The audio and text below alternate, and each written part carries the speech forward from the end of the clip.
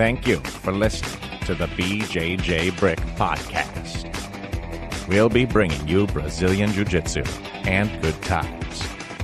We hope to flatten your Jiu-Jitsu learning curve, help you get the most out of your grappling ability, and meet your goals both on and off the mat. Welcome back, my friends, to the BjjBrick Podcast. This is episode 268. We have a guest this week that was a pleasure to talk to, Jeff Westfall. He's a black belt in Brazilian Jiu-Jitsu, holds multiple black belts in other traditional martial arts, and has a lot of interesting things to say, so stay tuned. I'm on the line with my good buddy Gary and my other good buddy Byron. How you guys doing today? You know, Joe, I'm really doing fabulous because you mentioned my name first and Byron second. And what I've read, studied in psychology is whoever you mention first is the person you like better. So, I really appreciate that. And I'm with you. I'm here with my buddies Joe and Byron. Well, I'm from the old school of thought is you save the best for last. And I appreciate that, gentlemen, with the little subtle shout out to saving the best for last. So thanks, guys. Excited for this show with Jeff Westfall. This is going to be great. It could have also been aged before beauty, old man. Ain't nobody call me beauty.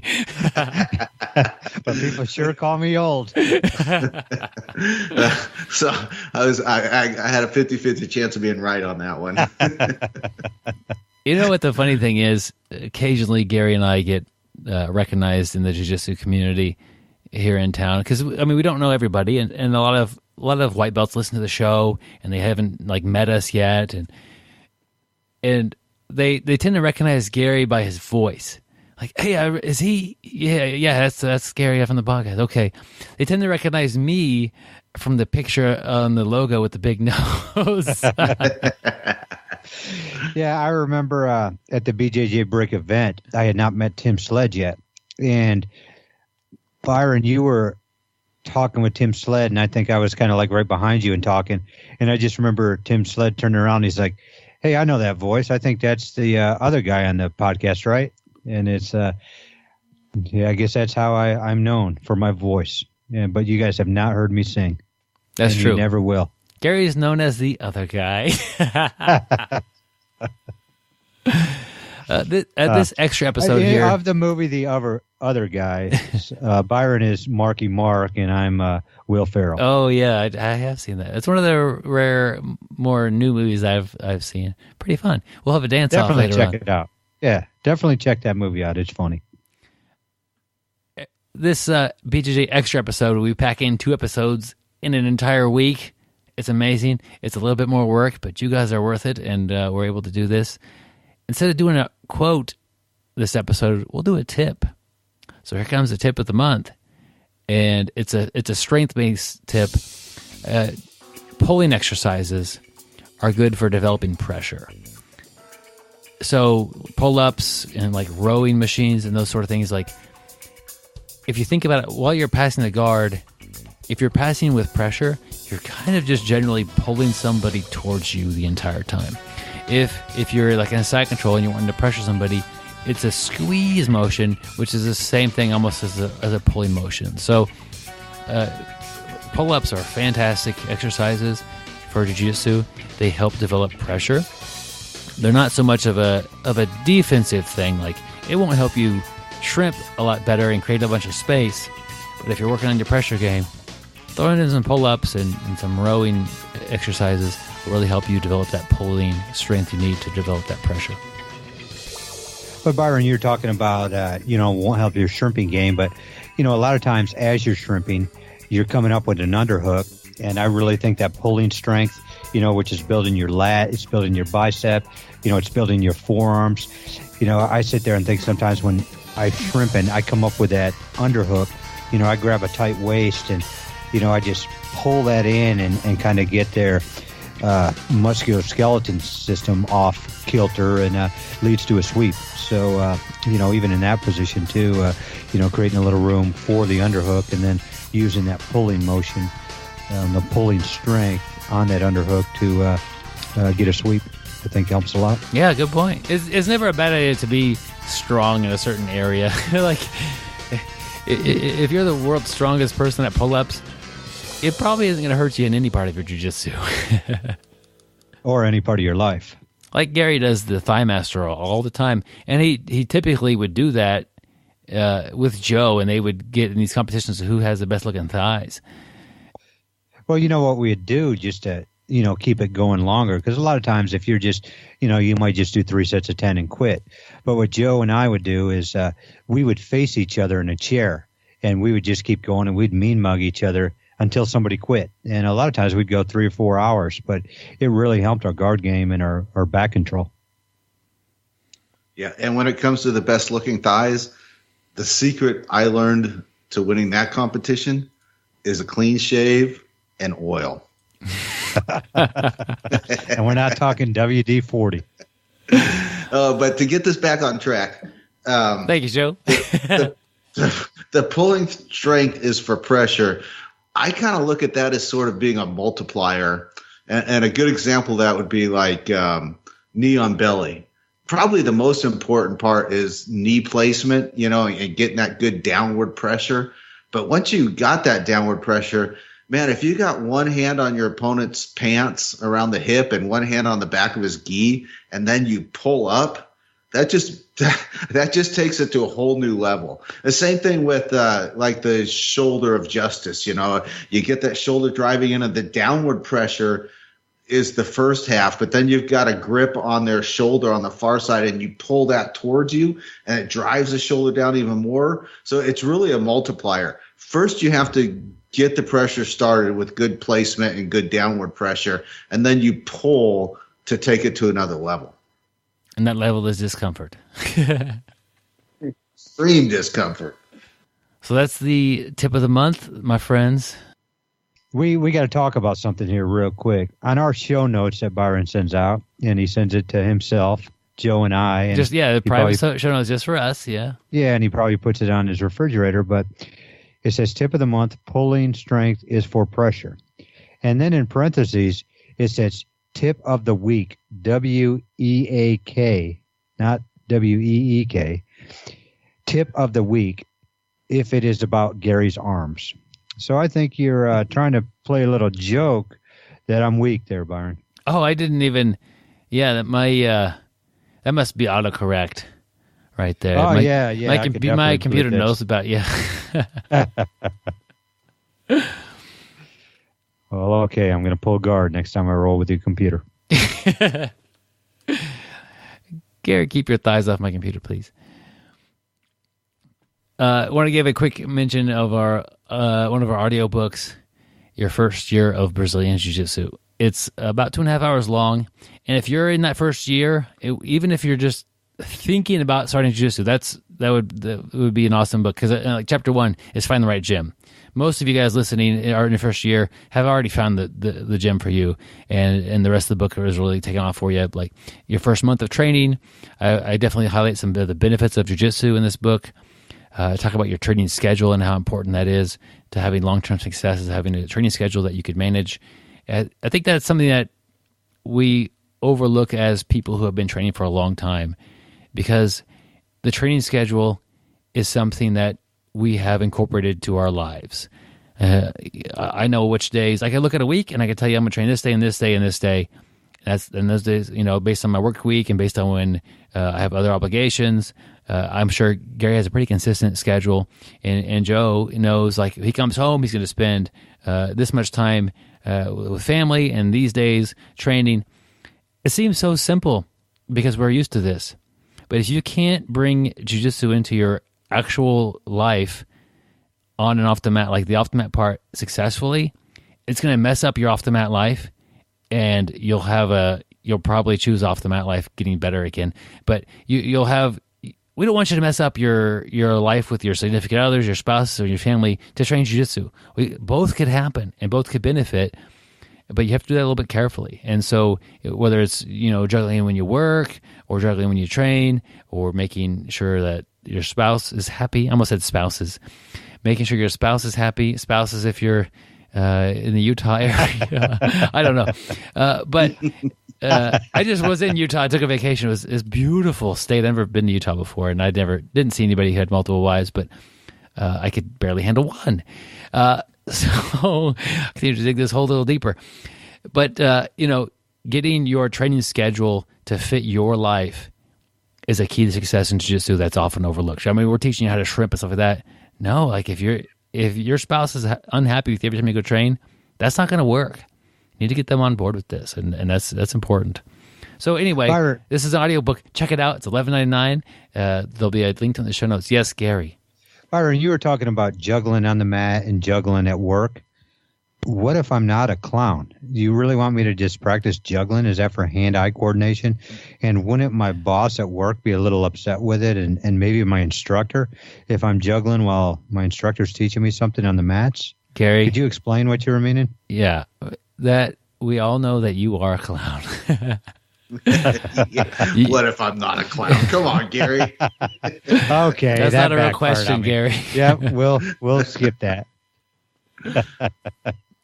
$11.99 though. If you've been training for multiple years and you want to get one of your friends into training, like Byron said, maybe someone that's just thinking about training, $12 is a small investment into a friend. So if you don't need the book yourself because you've been training for years and years, consider buying it for somebody else that just started or for somebody that's thinking about starting. And it may be the difference between whether they train for 3 weeks and quit or whether they make a lifelong commitment to jiu-jitsu. All right. Let's get to our interview. I'm excited for this one. Jeff Westfall. He is the most interesting grappler in the world. He has never needed to go check a noise in the middle of the night. He just lays and waits, ready to play guard. Long ago, there was a guard called the Caterpillar Guard. This guard was pretty ineffective. After spending 2 weeks working on this guard, he made a few changes, and it became what is now known as the Butterfly Guard. I don't always listen to podcasts, but when I do, I prefer the BjjBrick Podcast. Stay sweaty, my friends. I'd like to welcome to the BjjBrick Podcast, Jeff Westfall. Jeff is a black belt in Brazilian Jiu-Jitsu. He runs Rising Phoenix Martial Arts Academy and holds several other black belts. Jeff, welcome to the show. Thanks. Hey, if you wouldn't mind giving us a little better introduction, that was real brief. Maybe tell us a little bit about your training. I'd be interested to hear where it began and then just talk kind of chronologically through your journey. Okay, feel free to cut me off because this may take a while. Okay, well, if I have questions, I'll either take notes or I'll just say, hey, quick question, and we'll just carry on from there. Awesome. Okay. It all goes back to 1971. Actually, it goes back before that. I was a fan of Kato and the Green Hornet when it was shown originally back in the 60s.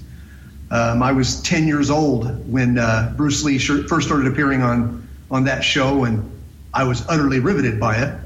When you compare it, especially in those days, to anything else that was on television, the martial arts level that he was presenting was ridiculous compared to anything that had come before. And that just grabbed me, as it would any 10-year-old boy at those times. So he was kind of my Teenage Mutant Ninja Turtles and my Power Rangers. And then about 1971, he was in the pilot episode of a TV series called Longstreet, and the title of the episode was "The Way of the Intercepting Fist," in which in Longstreet the title character is a blind insurance detective, and he gets attacked and is being beaten up in an alleyway, and Bruce Lee saves him. And he basically asked him to teach him what he does. And Bruce Lee refuses, is cliche in so many martial arts stories, and finally convinces him to teach him. And that was also amazing and captivating for me. And it happened right about the time I was just beginning to be interested in martial arts in other ways. I had a buddy, my best friend, his older brother was a green belt in Kyokushin. And he didn't train in my hometown. He trained at a school in a couple states over, and then he had moved here. And my mother had forbidden me to actually enroll in classes at any martial arts school, both because of money and because she just thought it was a bunch of silliness.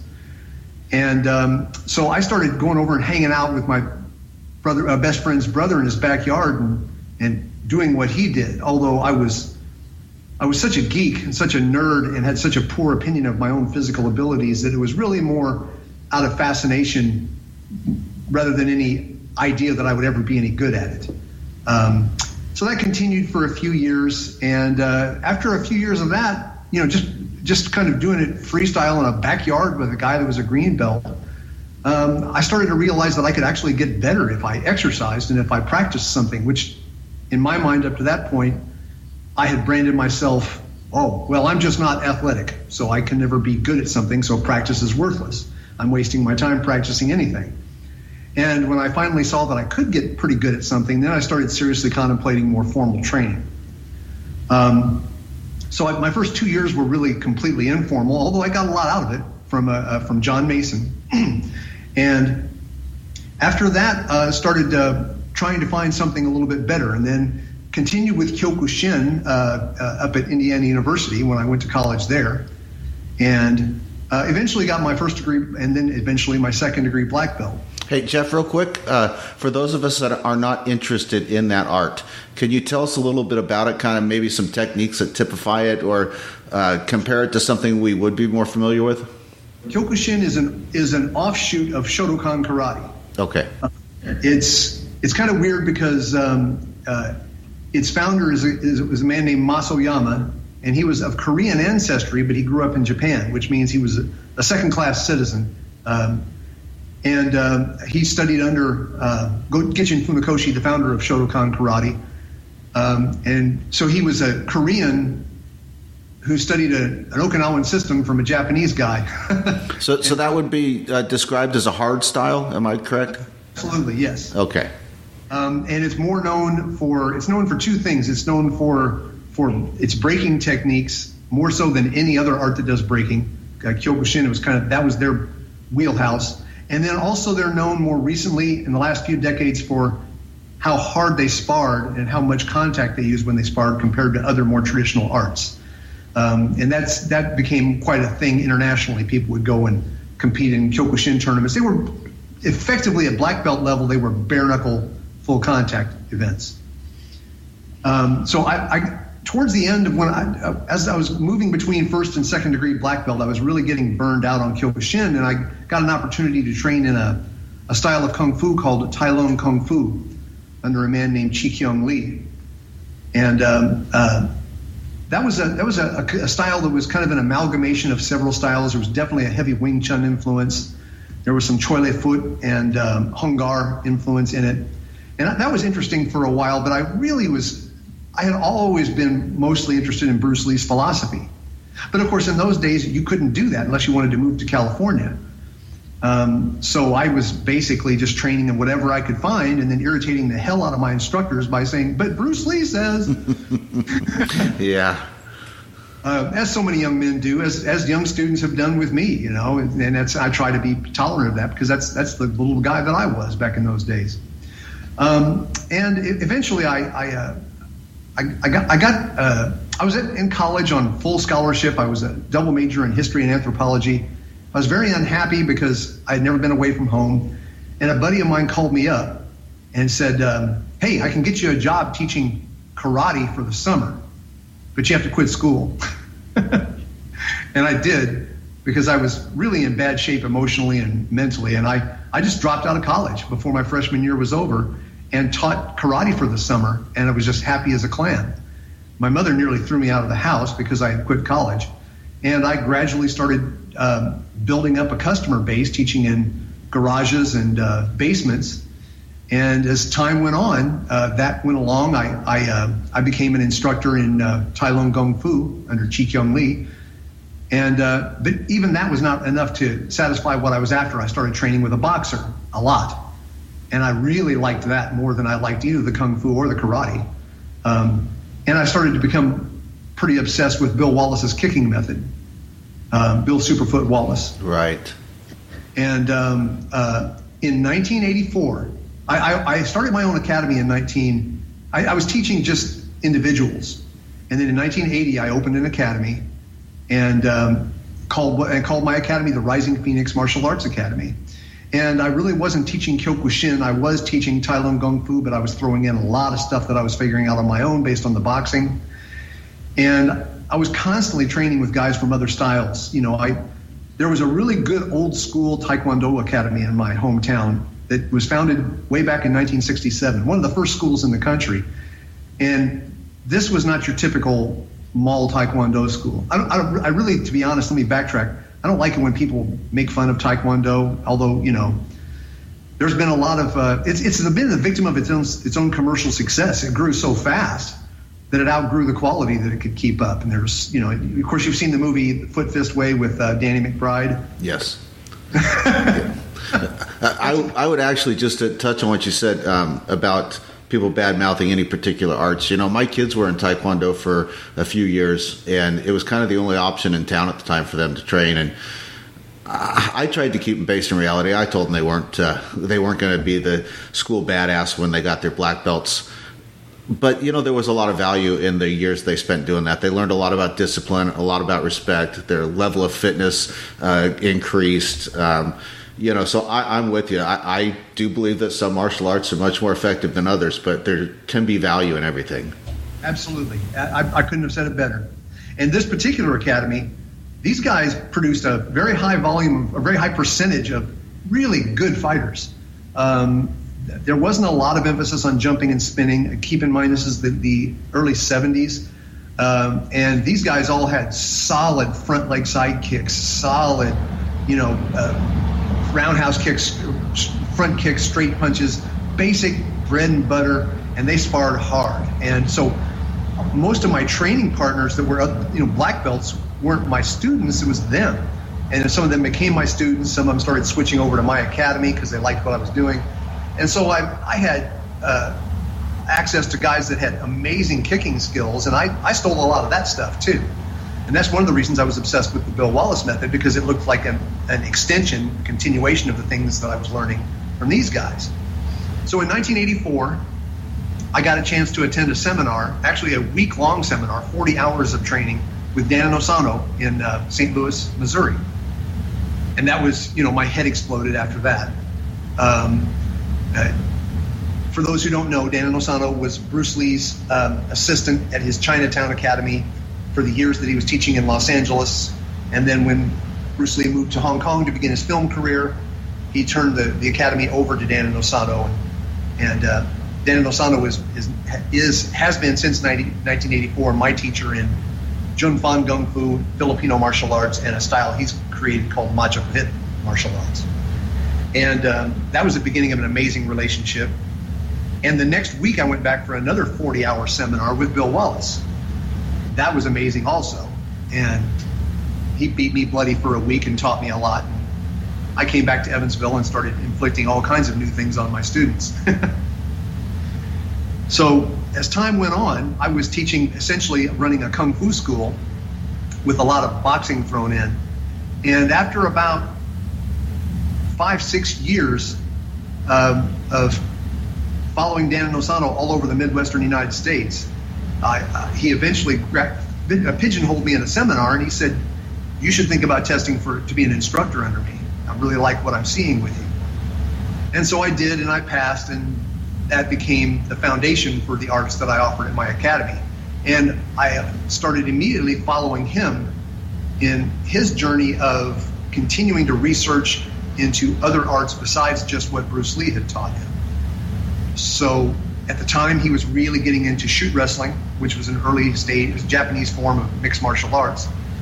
That's where Eric Paulson came into the story, not for me, but for him. What real quick, Jeff? What was kind of the rule set of shoot wrestling at the time in competition? What was allowed? What was not allowed? They wore little gloves. They wore shin guards and boots that were all connected and attached. It was very much like the pancrase that you might have seen, except in pancrase, I think on the ground they only open hand slap, and in Shuto they kickboxed. It was not that dissimilar from the UFC. They had a lot of emphasis on using leg locks on the ground, but it wasn't, that wasn't exclusive. But it was pretty much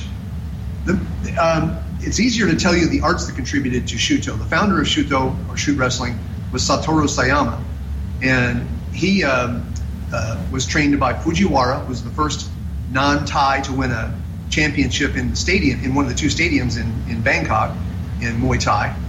He trained in Muay Thai under that Japanese champion.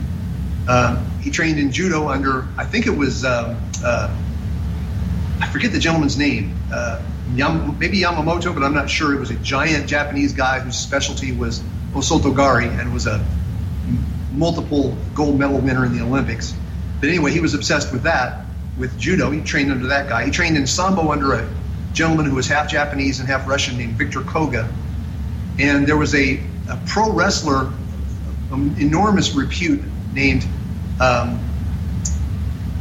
Karl Gotch, who the Japanese called the god of submission. And this guy knew apparently 1,000 submission holds. He was one of Gene LaBelle's teachers. And the founder of Shuto, Satoru Sayama, had been a pro wrestler. His character was called Tiger Mask, and he wore a tiger mask. And that became the symbol, his tiger mask, for Shuto when it was founded as a martial arts system. And then it became a rule set after it was a martial arts system. And they started promoting events. Eric Paulson became the first non-Japanese person to win a world championship in Shuto.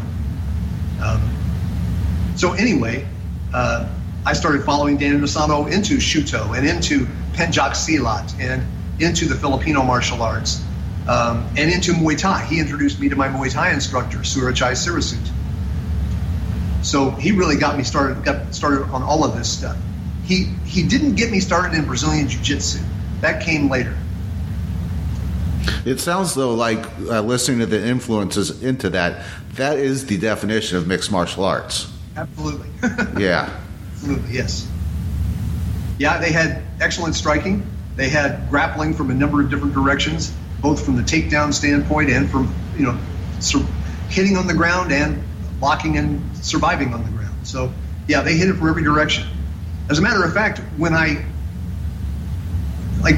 Inosanto back in 1984, 85, 86, 87, 88, when you went to one of his seminars, a large fraction of the time was spent learning lock flows on the ground that he was learning from a young man who had traveled to Los Angeles to teach shoot wrestling at his academy. Sayama's protege, a man named Yori Nakamura, met Dan Inosanto at a seminar in Los Angeles and really fanboyed Guru Dan up. He said, "I love Bruce Lee, I want to be Bruce Lee."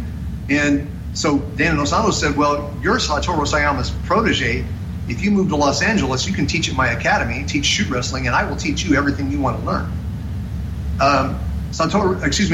Yori Nakamura took that so far that he now is considered by Dan Inosanto to be the top practitioner of Bruce Lee's martial art in history after Bruce Lee. He gave Bruce Lee's old uniform to Yori Nakamura as sort of a gift to show his appreciation for how hard Yori threw himself into Junfan Jeet Kune Do martial arts. And that's the guy who taught Eric Paulson at the Inosanto Academy. Does that all start to make sense? Yes, it does. Anyway, I continued this journey. 2 years after I met Dan Inosanto, I finally was able to track down Surachai Sirasut and begin in Muay Thai under him. And he's an amazing man. I still bring him to my academy once a year. And Muay Thai has done a ton for me. I started training with him in 1986, and I've seen him at least once or twice a year ever since. I've been an instructor in him ever since 1991. And if you've never heard what his instructor's test is like, it's legendary and notorious. And that was maybe the hardest thing I ever did in the martial arts, was taking and passing his instructor's test. And Jeff, how old were you in 1986? 1986, I was 29. Okay, so kind of getting to midlife there. Still, yes, sir. still taking up new martial arts. Oh yeah. Well, my role model in that is Dan Inosanto. I mean, I was just astonished at the joy that he showed at being a white belt in a new martial art, clear up into now. He trains 3 days a week at the age of, I think he's 82 now. He trains 3 days a week in Cambodian kickboxing at an academy in Los Angeles. the guy who runs the school gives him private lessons 3 times a week. This 82-year-old man drives over there and has this 70-year-old man hold pads for him and him. It's just amazing. And he's always showing us I've been training under him at seminars since 1984, and he's always introducing something new that he just learned.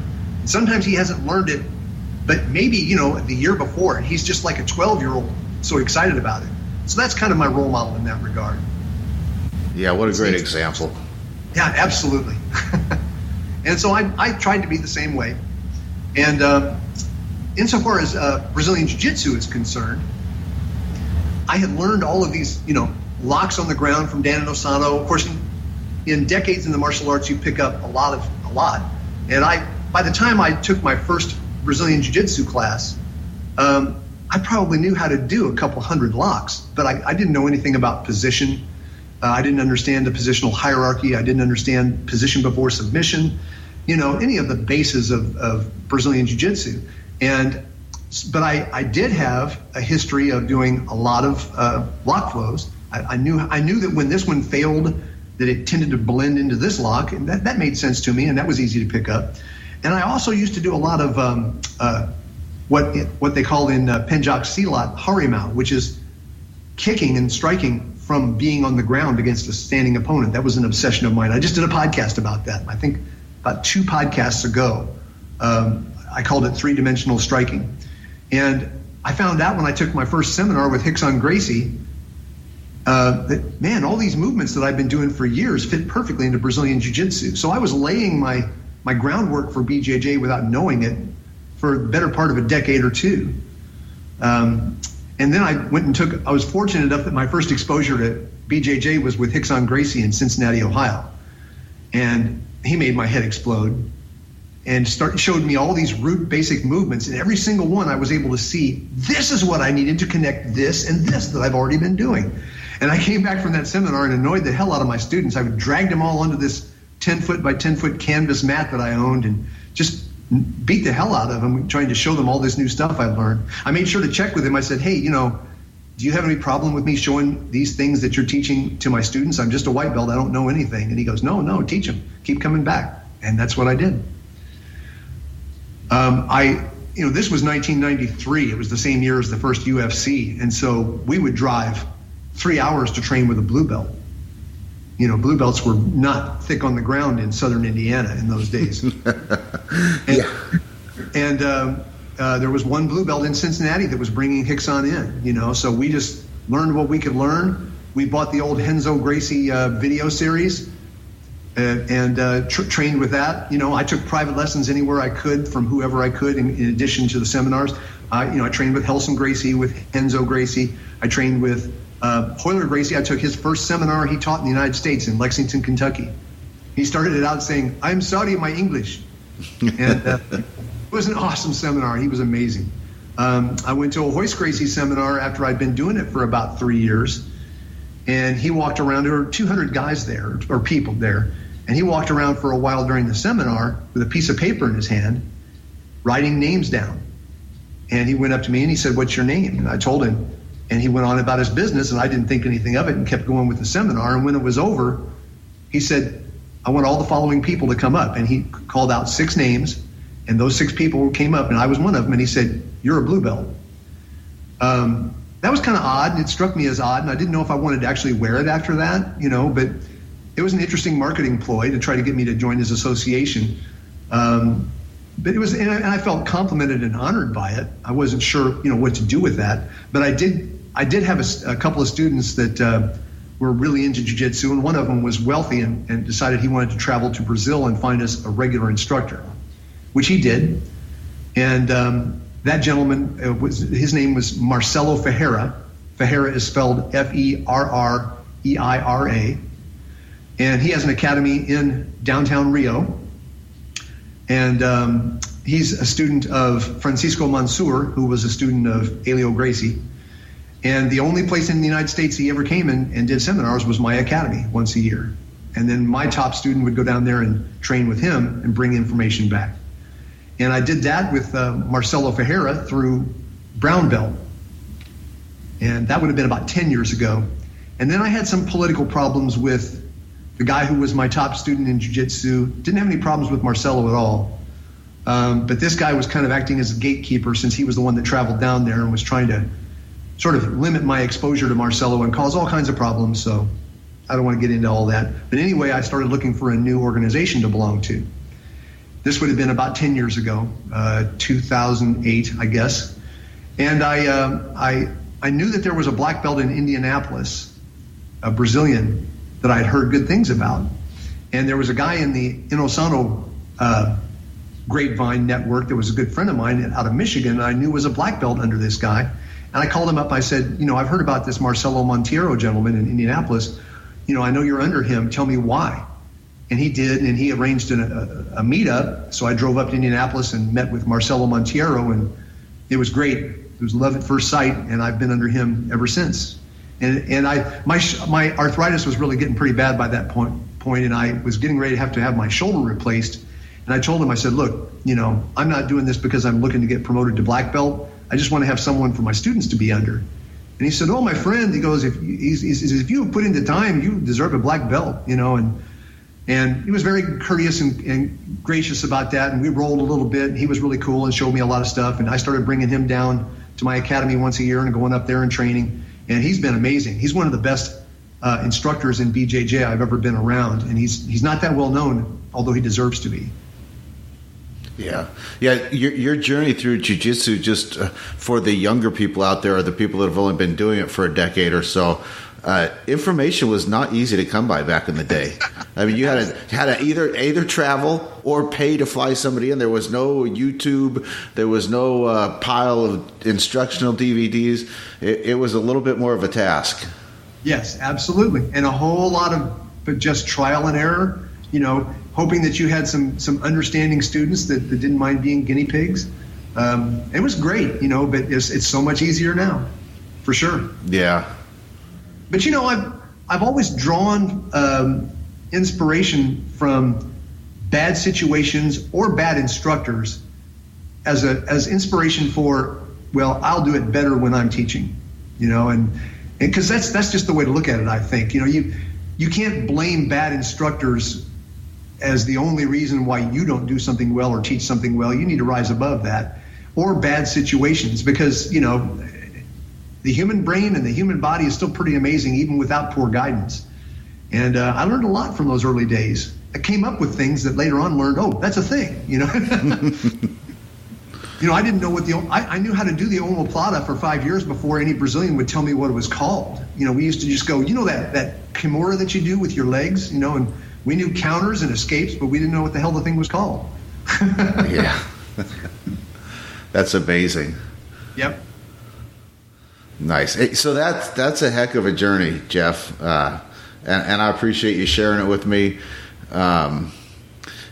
If you don't mind, if we move on, I have a couple of questions. Well, not questions, but I listen to your podcast, and I've got a couple episodes here that I thought we could use for jumping off points to talk about. So I'll throw the title of the podcast out, and if you want to give it a summary or tell a little bit about it, I might have a question or two about it. But let's start with there's a box there for a reason.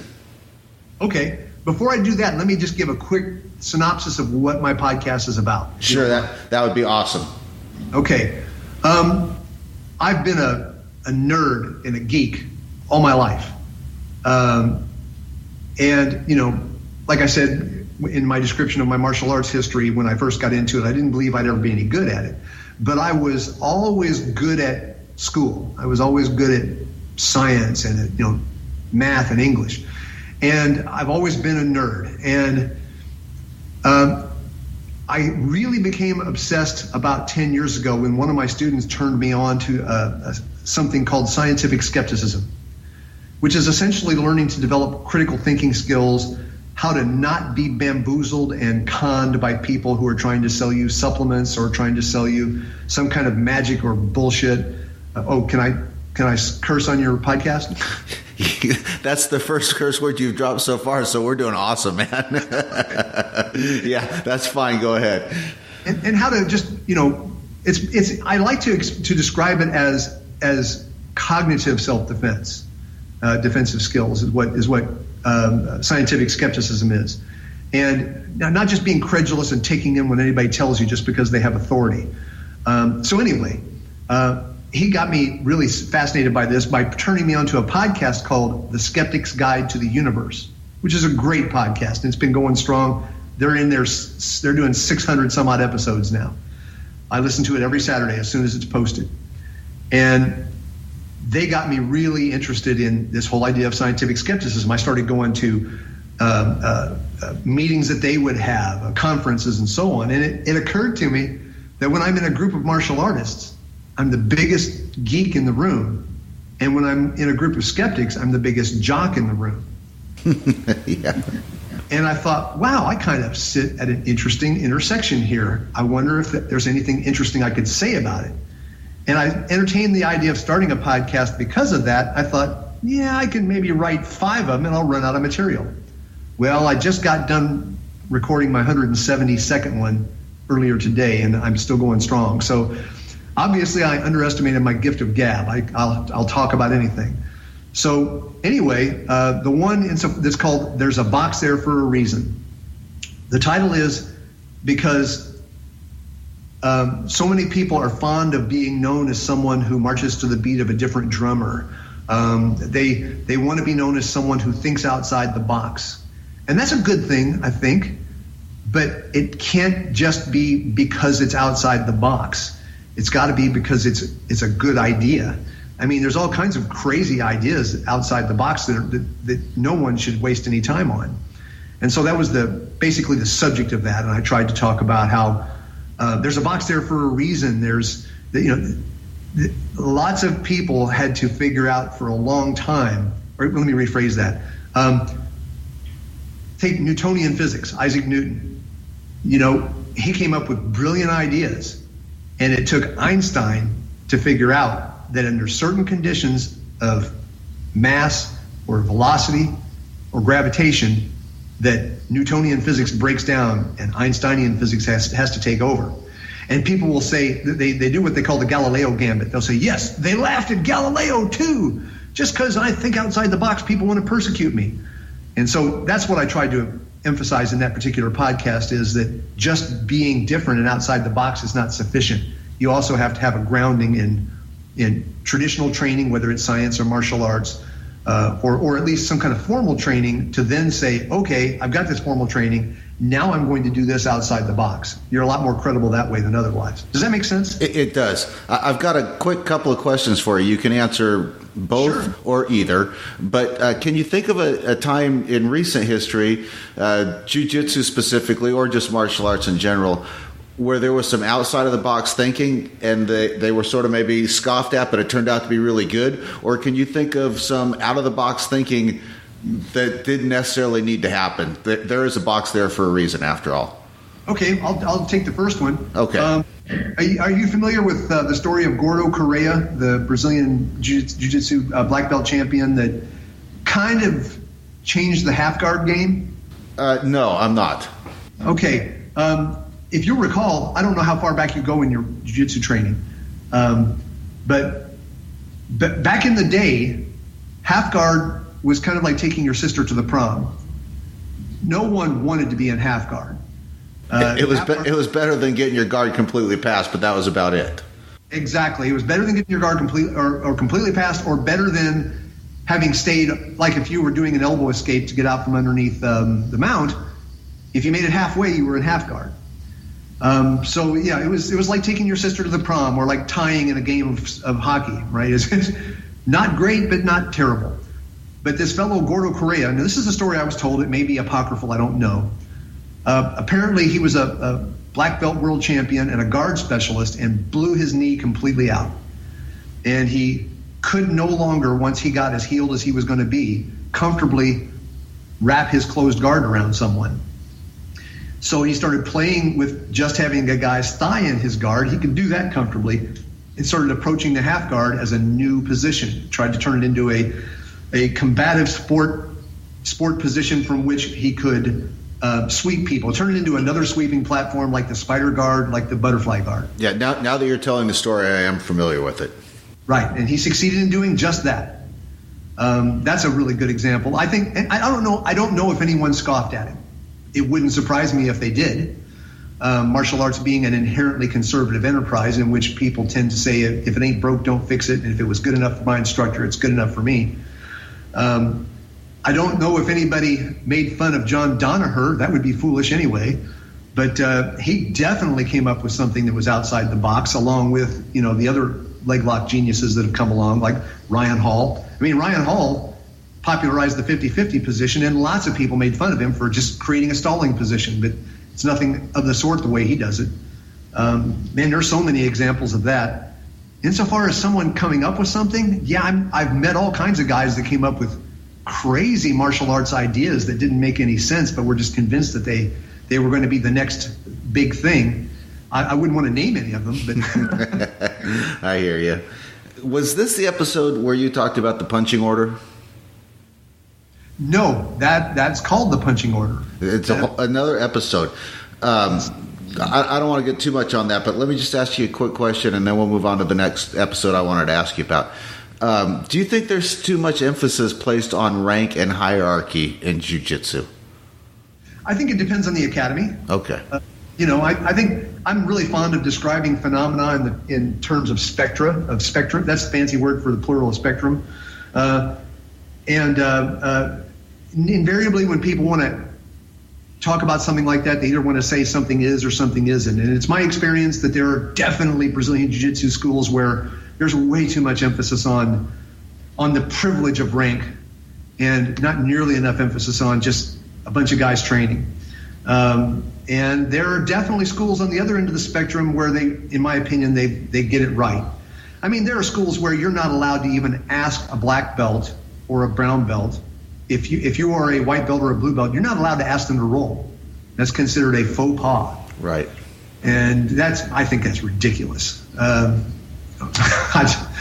Yeah, if I remember from your commenting on that episode, it had to do with having people that you wouldn't tap to or you'd avoid rolling with them. In fact, I think you talked about a teammate who was a very good striker, and if somebody that was not worthy of scoring against him hit him with a good punch, they would end up getting their asses kicked for the next 5 minutes. Absolutely. Yes, he was. He's a good guy. I won't tell you his name. I love him, but he was really bad about that. Fortunately for me, I was good enough that he didn't try that on me. Plus, I was a little better than him, and he knew better than to try that on me. But he definitely just tore into a number of people through the years that weren't on what I called his list, which was, Jeff, you're on the list. You score on me, I'll say good shot. He'd still come back at me hard, but not the same way he would come back at someone who he didn't consider worthy of scoring on him. Now, of course, that's my interpretation of his behavior. He never said it that way. No, but I think that it's typical. I've seen it in jiu-jitsu as well. I have a training partner, and I won't say his name either, but he's kind of the same way. And I've seen lower belts catch him with something, and I just kind of shake my head and like, oh, man, they're in for a rough night,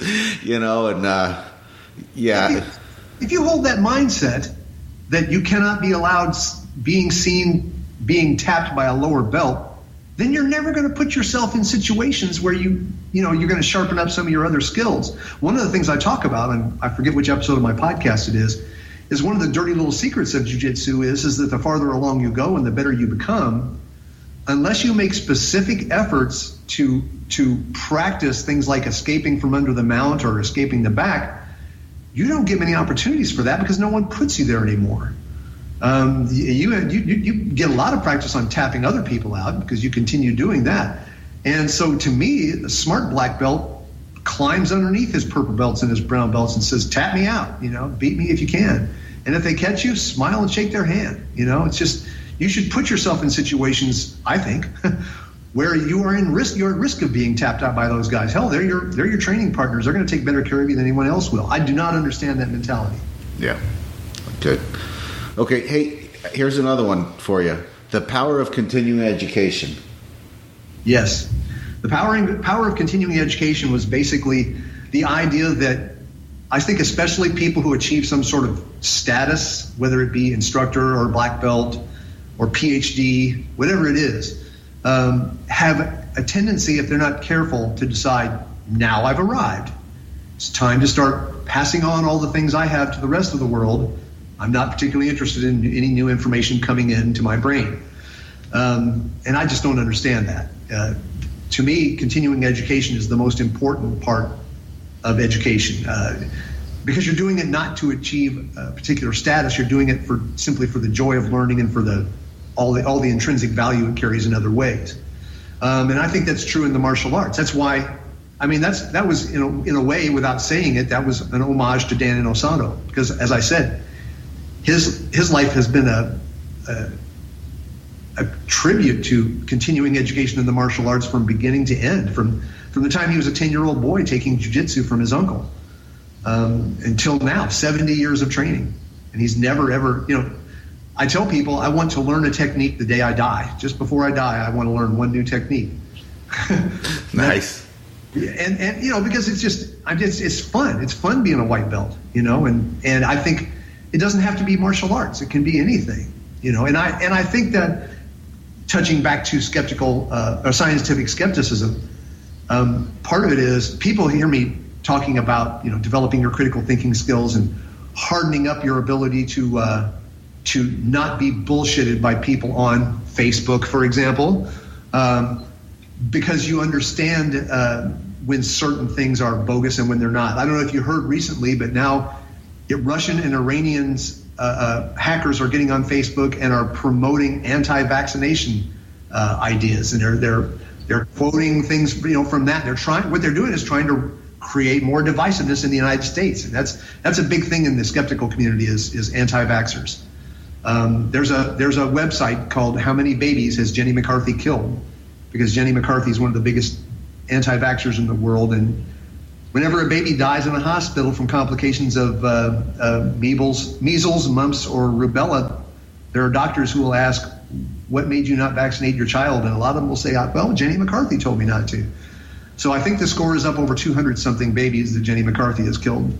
But anyway, I'll get off of that. But that's an example of, learning for yourself, going out and educating yourself, understanding that vaccinations are the most successful thing in medical history, and that jumping on a bandwagon against them just because some television star tells you not to doesn't really pass the smell test when it comes to critical thinking skills. Well, there goes our 3 listeners that are on the anti-vaccine.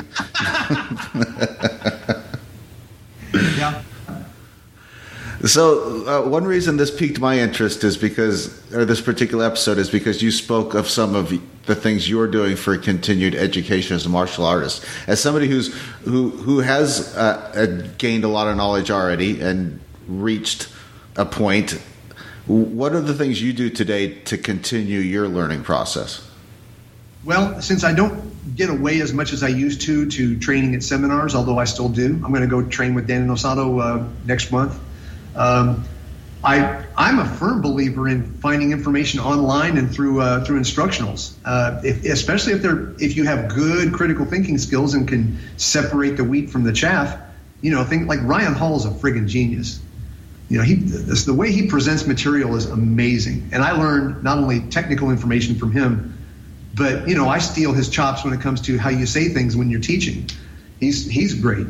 So I like John Danaher just came out with his 10-part series on his leg locking system. That is a tour de force of not only how to do leg locking, but how to think as a grappler. It's amazing. So wherever I can get it, I'm constantly experimenting with stuff on my own. Based, like for example, there's a whole kind of footwork in Filipino martial arts called triangle footwork, and you can continue investigating that yourself for the rest of your life, because the physics of triangular footwork is unbelievable when it comes to both striking and grappling. I've been playing around with it for the last year and experimenting and trying new things, coming up with stuff that crashed and burned, but then coming up with other good things. And it's amazing. So another part of continuing education, I think, is the self-taught part of it. If you reach a certain level, don't be afraid of inventing new things on your own if it's based on a strong foundation in more formal training. So a lot of my continuing education is that. A lot of it is through online instruction. And a lot of it is still going out and finding new faces and learning new things through seminar instruction, or bringing people here into my academy. I have a fencing class at my academy, and I got that started because a buddy of mine that I was a role-playing gamer with back in the 80s, I found out he was a fencer. And I said, I want to fence. Why don't you come teach at my academy? And he did. And I trained under him for a better part of 20 years. I'm sitting here in my academy right now looking across the wall, and there's a rack of foils, epées, and sabers up on the wall from where he teaches here once a week on Saturday. Nice. So I invited him into my academy, and that's part of the continuing education. So the best answer is anything I can get my hands on. Nice. And I live in southern Indiana, so it's a bit of a haul to get anywhere and get information, but you do what you can. Okay, one more quick episode. Only Who Is Left. Only Who Is Left. If I recall correctly, that's the episode about the survivorship bias. Correct. And the survivorship bias is one of my favorite things about scientific skepticism is learning about fallacies of logic and about common biases that the human brain has. The name of my podcast is The Martial Brain. And the brain part, a lot of people misunderstand it. I am not the martial brain. I'm not calling myself a brain. It's in reference to how bizarre and quirky the human brain is, and how that has manifested itself both in the martial arts and out. And one of the ways that human quirkiness manifests itself is through cognitive biases. And there are a bunch of them. And I frequently will do an episode on just one bias. And what survivorship bias is let's say there's a plane crash, and there are 200 people on the plane and one person survives. We all want to hear the story of that person who survived. We're drawn to that. We're not particularly drawn to the story of the other 199 people who didn't survive. And that sort of thinking continues to the extent that we are interested in how something survives, but we're not particularly interested in why something fails. And there's just as much to be learned both ways. I think in the podcast I used the example of B-17 bombers in World War II. The B-17 was notorious for getting shot up by German anti-aircraft fire, and some of them would get shot down and some of them would make it back. They were amazing planes because some of them made it back. And engineers started doing analyses of where the bullet holes or the anti-aircraft holes were on these planes. And they started saying, we need to reinforce these planes where the most holes are on these B-17s that are coming back. And then one fellow stuck his hand up and he said, wait a minute. He said, maybe the planes that aren't coming back got shot in the places where there are no holes on these planes that are making it back. Maybe we need to reinforce the places that don't have holes. And that was the kind of out-of-the-box thinking, if you will, that the survivorship bias can lead itself, understanding the survivorship bias can lead you into and away from just a very conventional way of thinking.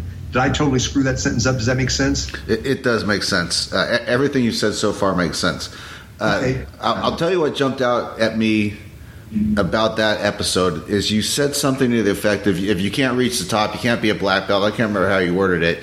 If you quit before you reach that point, it doesn't matter how well you were doing the first 3 years. If you quit after 3 years, you're not going to achieve. So the old cliche about a black belt is a white belt that never quit. Right.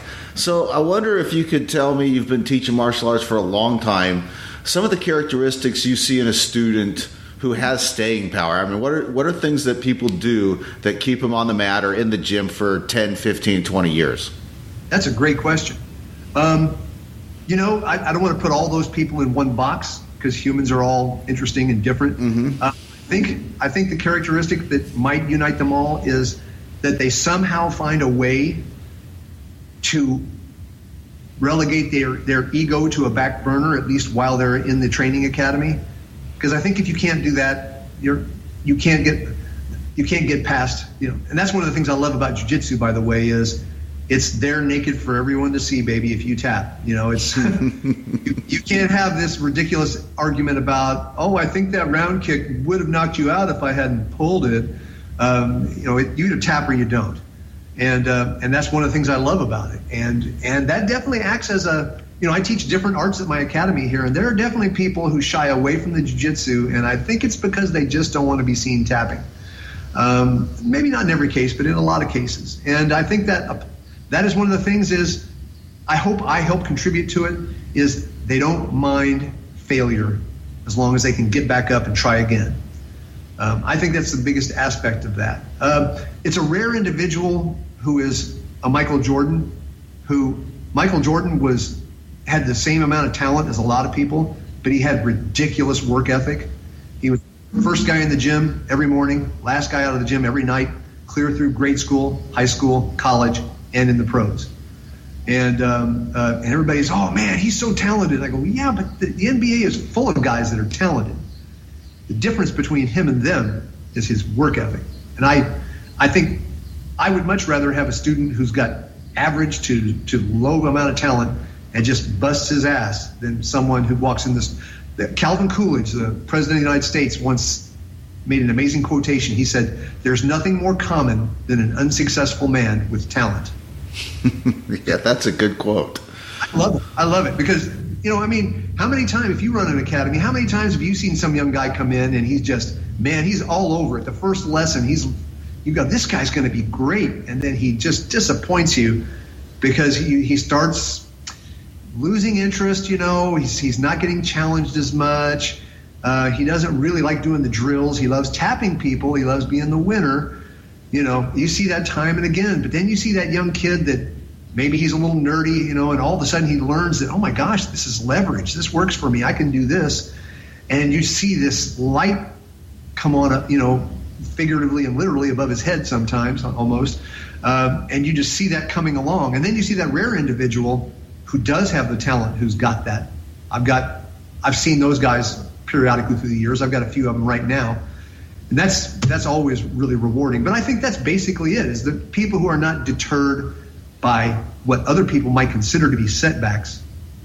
I think I really draw a lesson from science, and I try to push this at my academy.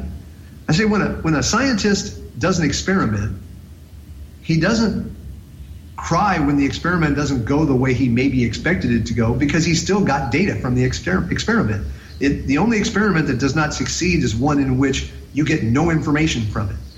And a good student, I think, knows that, hey, if I got tapped out, I just learned something. And if I'm really smart, I'll ask the guy, what did I do to set that up? Or how did you set that up? And those are the ones I think that don't quit. The ones that, they know that maybe they're not the most talented guy right now, but it may not make a difference in 10 years. They got the long haul view, the long view of life and the martial arts. Yeah, so there's something to be said about I try to sweep 10 times and I never succeeded in actually sweeping the guy, but I didn't fail 10 times. I learned 10 things about how I can do it better. Yes, and another thing that's kind of related to that, a phenomenon I see a lot that I call the emergent properties phenomenon. There's a concept in chaos theory called emergent properties, and I think it might not be. It may not be chaos theory. It doesn't matter. It's a principle of science called emergent properties. And what that is when you have a complex organization or structure, let's say your automobile. Well, there are a number of parts on your automobile that if that part went bad, that automobile will not act like an automobile anymore. It'll just look and act like a big hunk of metal. Mm-hmm. Replace that one part, boom, it works. So I can't tell you how many times I've seen a student take a quantum leap. And it's like, for years that drove me crazy. How did that happen? How did this guy just in a couple of weeks get that much better? It's not really possible.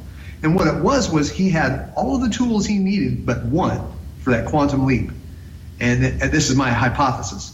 And then he mastered that last tool to the point where all those other tools could now integrate into a new game. Yeah, in a standard rear-wheel drive car, it's amazing what happens when you put the drive line in. That's exactly right. Or you take out the alternator, or you remove the steering wheel.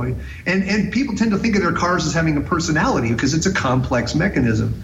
And so that's what an emergent property is when some new form of behavior, either in an organism or a machine or an organization, crops up when the last piece is put into place.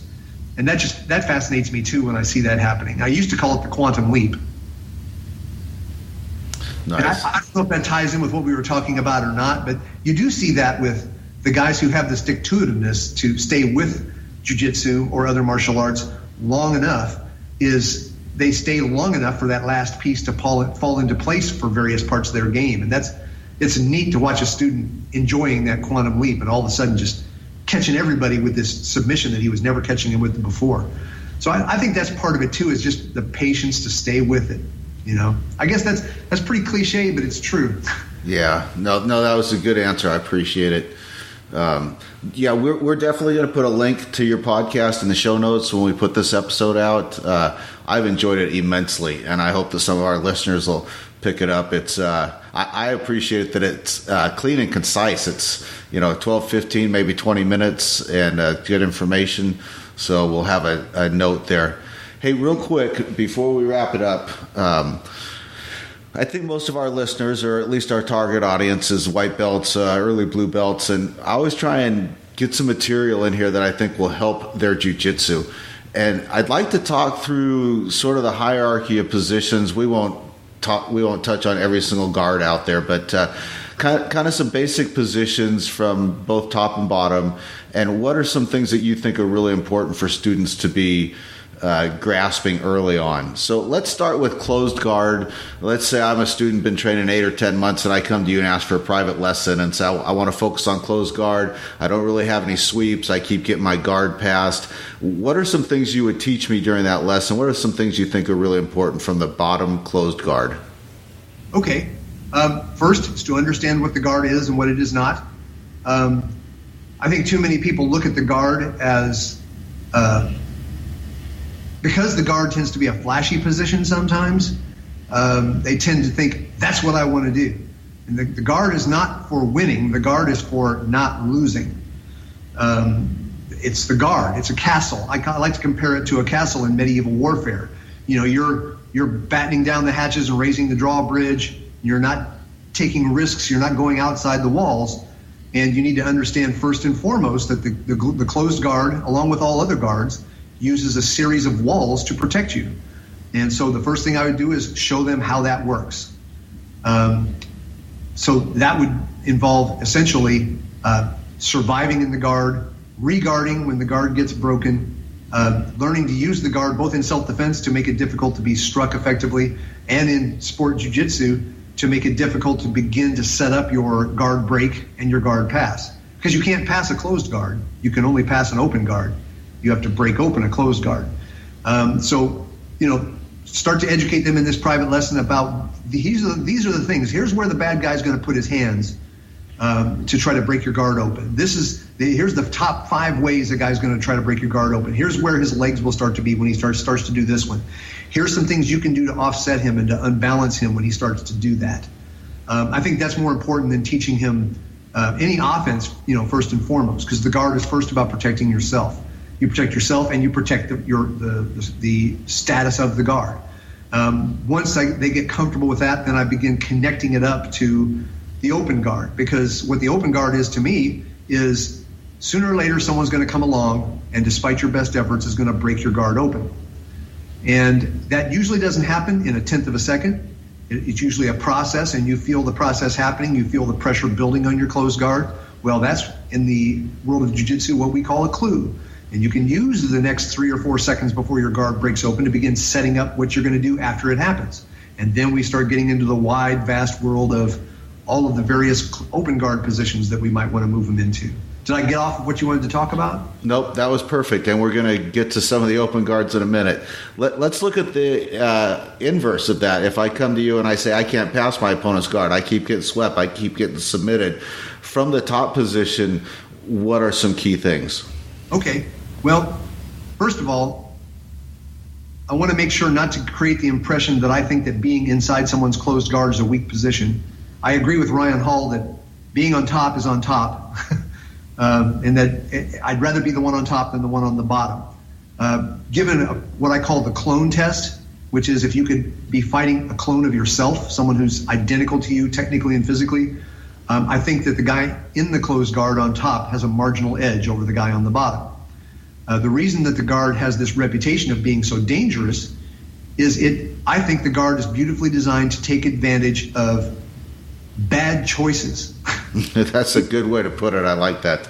Made by the guy who's in the closed guard or the girl who's in the closed guard, because the guard tends to bring out emotional responses. You either get impatient, pissed off, frightened, or frustrated by trying to get out of this guard. And so you try to take shortcuts. You make bad choices. So having said that, in any weak position, and I'm going to include being in the closed guard in this because it's a threatening position, but it's not. I don't consider it a weak position. In any position like that, I really agree with Saulo Ribeiro, a multiple-time world champion, amazing theoretician of jiu-jitsu, in my opinion. His book, Jiu-Jitsu University, is a masterwork. Oh yeah, it's a must-read for sure. Absolutely. And one of the things he lays out in that book is you can't escape something before you survive it. And if you can't stop from being swept, and you can't stop from being choked, and you can't stop from being arm locked, or you can't stop from being whipped around and thrown off balance, it's not even time to pass the guard yet. You've got to develop your survival skills and your maintenance of your position first. And once we go through some drills on that, then we start talking about how we start applying pressure to the guard. There are a number of techniques for that. There are some traditional techniques for breaking the guard open that I don't care as much for, and there are some others that I like. I do think that a good closed guard, a decent one, you pretty much are going to have to stand up to apply enough pressure to break it open if you're not able to do it on your knees. And I've had teachers in the past, more traditional teachers, say, no, you can't stand up to break the guard. It's too dangerous. And I just think that's a dead end. I mean, there are people you have to stand up to break their guard, in my opinion. And so then we got to start going down that path and showing you how to stand up intelligently, how to begin applying more pressure. Also, the traditional ways for applying pressure to the guard on the knees. And then once it breaks open, immediately, if possible, going to combat base, getting a knee up if possible. Looking for Ryan Hall put out a really good video series on passing the guard. And one of the things he does in there is he presents 7 positions that he calls guard passing positions. I call them half passes. And the idea is that if you pass a guy's leg, you're not done passing his guard. You still have to get past his hands. And how many times have you gotten past a guy's legs, he stiff arms you, escapes his hips, and puts you back in the guard? Yeah, absolutely. Well, you could say, well, I had you passed. Well, you had him half passed. You had gotten through the first shell, through the first electron shell around the nucleus of the atom, but you hadn't got through the second shell. And Ryan Hall has really put together this genius way of conceptualizing it, and I call them half passes. One is the cross knee slide position, one's the leg drag position, one's the knee over position. And he's not talking about how you pass with this position, but how you are stopping in this position where you're halfway through the guy's guard. You're structurally sound, you're strong, you're assessing in that position and trying to feel, what is he giving me? If he's not giving me the pass, then he's giving me a transition to another half pass position. So you might half pass with your cross knee slide. You see your opponent change something with his hands, and you go, boom, he just gave me the leg drag, and you switch to the leg drag. And that's a very complex set of skills, and it's really hard to teach someone who just wants to learn how to start passing the guard. So I think survival and basic techniques for applying pressure to the guard come first, and then learning to respond to the reaction of the opponent when his guard is broken open. And that's a big can of worms to open on an audio interview. I'm happy to talk about whatever you want to talk about. It is. I think that really covers some good basics. Like you said, you get into some more advanced stuff, and then we're not talking about the white belt anymore. How about once the guard is broken and your opponent is trying to attack or pass from a low attacking position? So we would be talking about another guard like the feet on the hips, or a half guard, or a butterfly guard, because I don't want to deal with each one individually. But what are some of your favorite things if you're no longer in closed guard but your guard's not passed yet? where do you like to go, or where would you recommend your students go? What kind of techniques do you teach in that case? So I'm the bottom man. I'm the guard. I'm the guy with the guy in my guard. Correct. Okay.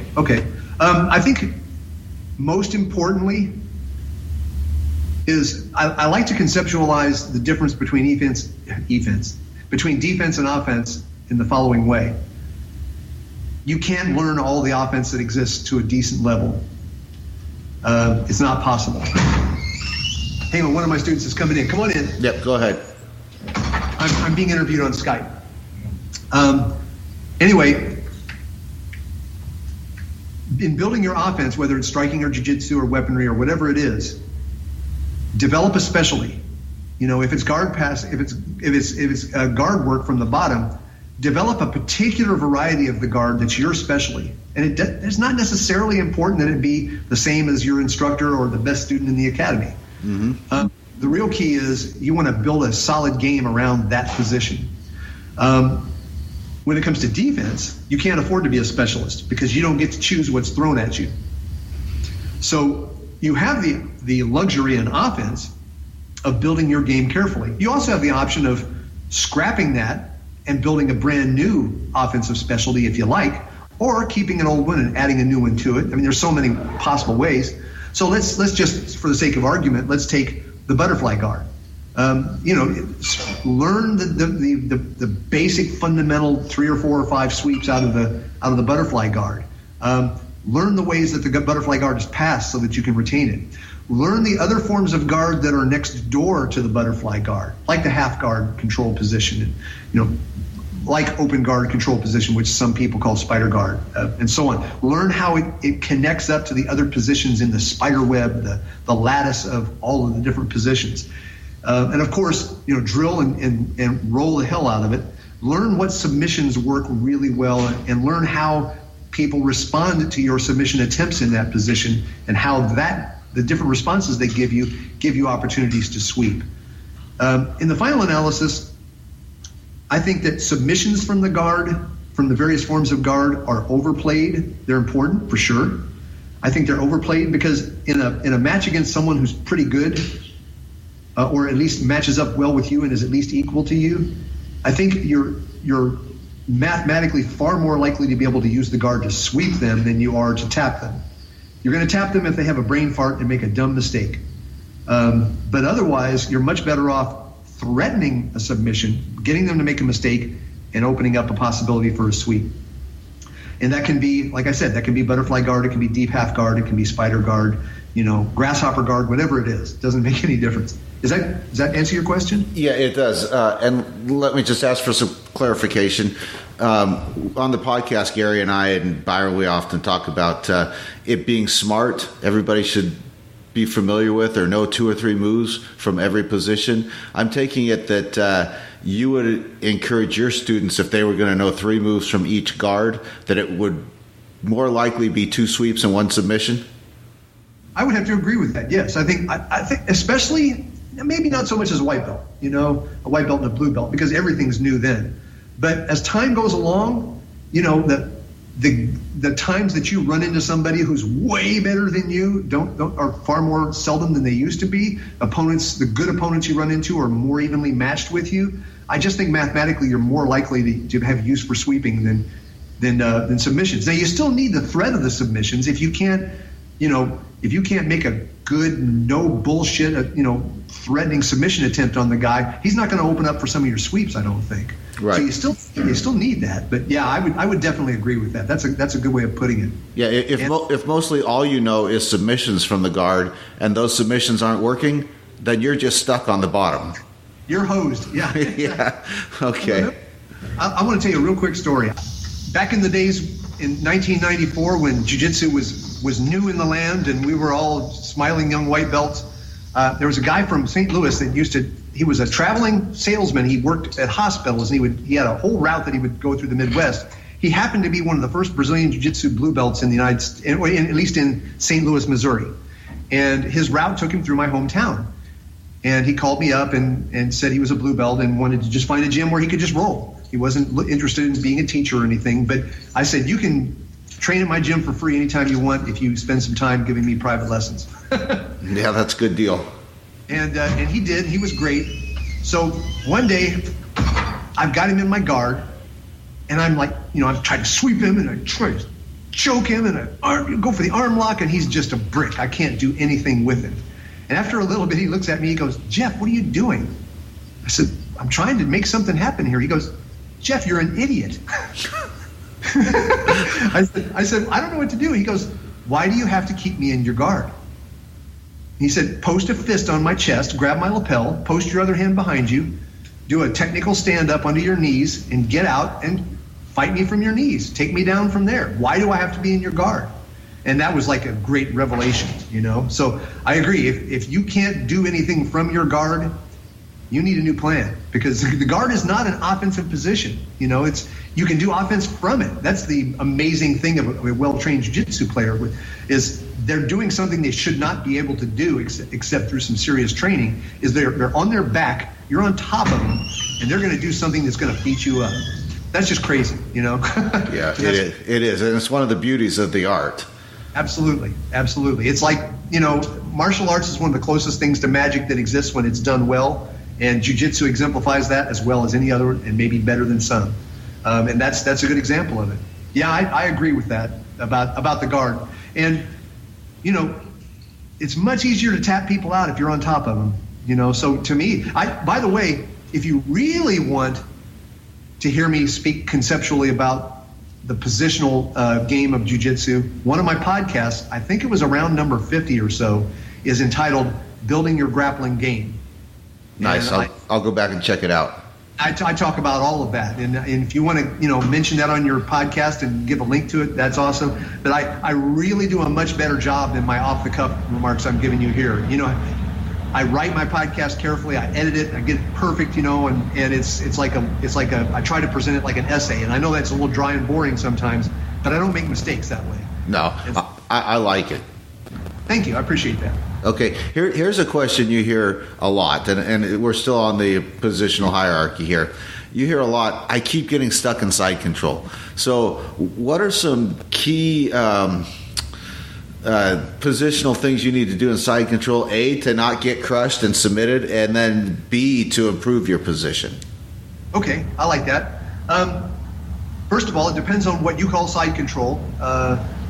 My teacher tends to conceptualize side control as being a superset in which there are three positions, what most people call modified Keiza. He calls underhook control. What most people call reverse Keiza, he calls overhook control. And what most people call side control, he calls 100 kilos. So I'll just lump all those together. The opponent's at your side, he's trying to crush you, you're trying to breathe, and you're having trouble getting out.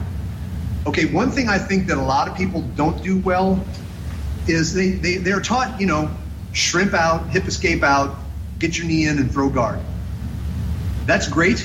I think one thing that is not taught enough is how to set that up properly. And I'm gonna plug Saulo Ribeiro again. Okay. He taught me something that made my escapes from underneath side control work so much better. And that is, he does something I call a side bridge. Instead of bridging up, because in side control, the real pressure is not down. And I jokingly tell my students, the pressure in side control is not down, not the significant pressure. It's coming from the side, like a wave hitting you on the beach. The side of your rib cage is being squished in. Now, some of his weight is on top of you, but that's not where you're feeling the pressure. If he really wanted to put pressure down, he'd stand on your chest. But he's coming off his toes and expressing that pressure through his chest into the side of your rib cage, and then his arms are augmenting and holding you in position. So if you bridge up to set up your escape, I think you're not being maximally efficient in your setup movement. What Saulo Ribeiro teaches is turn on your side and face him, but rather than immediately trying to hip escape or to shrimp, drive him away with your belt, with the knot on your white belt or your blue belt. And you're literally bridging against the earth, but you're bridging sideways, as if you're trying to clean the mat with the cloth on the side of your pants. And this is an incredibly powerful motion. And then it also immediately positions you to hip escape right off of it. And when you side bridge and then hip escape, instead of creating 3 inches of space to insert your 18-inch femur into, you've made 2 feet of space to insert your 18-inch femur into when you're trying to throw guard. Or if you're trying to get on your knees and tackle. That's another thing. I think too many people marry themselves to the idea that they're going to throw guard, because statistically that is the most common way that people get out of under side control, is they throw the guard. But sometimes the opponent does something that foolishly stops you from throwing guard, but allows you to get on your knees and shoot for a tackle and end up in an even better position. And I think you need to know that. I think that's got to be part of your assessment process. So when you do your side bridge and as you're hip escaping, you shouldn't be married to what you're going to do next. You should be feeling what the opponent does. And that's of course, that's a microcosm of jiu-jitsu in general, is you do something to wreak havoc, and then you sort of assess for a moment, see how the opponent reacts, and then select from your menu, like Arnold Schwarzenegger in The Terminator sees the menu in his brain. You select what you're going to do next and execute that. But you've got to have the moments where you wreak havoc with low-tech, easy things to do that aren't that hard to pull off. And I consider the side bridge to be one of those low-tech, havoc-wreaking techniques. I think also having the ability to check the opponent's top leg. By top, I use this terminology. His top leg is the leg that is closer to my head, and his bottom leg is his leg that is closer to my legs. Okay, so his top leg, if it's not straddled out higher than my shoulder line, like if I were nailed to a cross, my shoulder line is that line going through my shoulders that my hands are nailed to.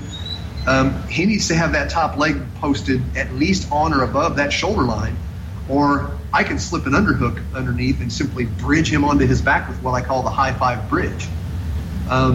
That's one of the best moves to escape from a badly executed side control.